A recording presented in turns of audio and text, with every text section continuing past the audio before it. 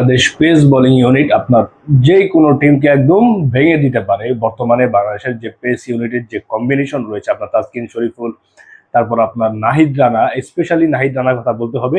আপনার যে কোনো সিচুয়েশনে সে উইকেট নিতে পারে এবং তার যে পেস রয়েছে, সেই একমাত্র তার স্কিলটা হচ্ছে তার পেস। সেই পেস দিয়ে আপনার বড় বড় ব্যাটসম্যানদের সে কাবু করছে। আর বর্তমানে বাংলাদেশের বোলারদের pace bowling, specially pace bowling ইউনিটের বোলারদের যে পরিমাণ আওড়া চলছে এবার বাংলাদেশে, আপনার সেটা খুবই ভালো।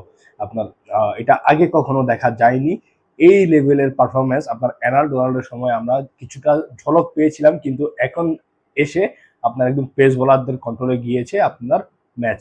তা বলা যায় প্রতিটা ম্যাচে আপনার পেস বোলাররা কন্ট্রোল করছে। যে পাকিস্তানের সাথে যে আমরা সিরিজ খেলছি, প্রতিটা ম্যাচে আপনার পেস বোলাররা ভালো করছে। তাসকিন আহমেদ উইকেট নিচ্ছে, নাহিদ রানা উইকেট নিচ্ছে, আপনার প্লেয়ারদের আপনার পাগল বানিয়ে ছাড়ছে। অপোনেন্ট আপনার বাবর আজমের মতো বড় একজন ব্যাটসম্যান যে নাহিদ রানাকে খেলতেই যাচ্ছে না, আপনার খুব স্ট্রাগল করে নাহিদ রানার এগেন্সে।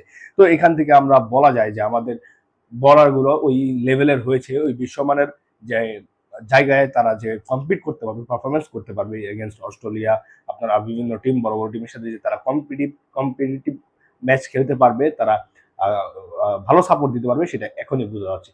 আর সামনে আপনার অস্ট্রেলিয়া আসছে আপনার 3টা টি-20, 3টা ওডিআই খেলতে। সেইখানে আমার মনে হয় একদম পুরোপুরি ক্লিয়ার হয়ে যাবে। দেখেন অস্ট্রেলিয়ার টিমে আপনার Josh Philippe, Travis Head, Adam Zampa এরা রয়েছে। এখান থেকে কিন্তু বাংলাদেশের অনেক কিছু শেখার রয়েছে, কারণ অস্ট্রেলিয়া আপনার মূলত তাদের ভালো টিমগুলো আপনার ন্যাশনাল টিমে পাঠায় না, মানে অন্য দেশে বা আমাদের সাথে খেলা হলে পাঠায় না, একদম লো ক্লাস প্লেয়ার পাঠায়। কিন্তু এবার তাদের কাছে কোনো অপশন নাই, কারণ তাদের সিনিয়র প্লেয়ার সব অবসর নিয়ে ফেলেছে। তো এই কারণে কিন্তু অস্ট্রেলিয়া থেকে কিন্তু আপনার ভালো ভালো প্লেয়াররাই সবাই আসছে। আপনার যারা রেগুলার খেলে টি-20 তারাই আসছে। তো এবার বাংলাদেশের কাছে ভালো একটা সুযোগ যে অস্ট্রেলিয়াকে একদম ভালো করে একটা শিক্ষা দেওয়া এবং বাংলাদেশের পেস বোলিং ইউনিট যে পরিমাণ শক্তিশালী হয়েছে সেটার ঝলক দেখানো। তো এই হচ্ছে আমাদের বাংলাদেশের পেস বোলারদের নিয়ে আলোচনা। বর্তমান তাদের যে লেভেলে আওড়া চলছে, আপনার ইন্টারন্যাশনাল ক্রিকেটে তারা একদম ফাটিয়ে ফেলবে, আপনাদের যেরকমটা বোঝা যাচ্ছে। তো এই হচ্ছে আলোচনা। আপনারা কি মনে করছেন? আপনাদের মন্তব্য মতামত কমেন্ট বক্সে জানিয়ে দিতে পারেন। ভালো থাকবেন, সুস্থ থাকবেন। ধন্যবাদ সবাইকে।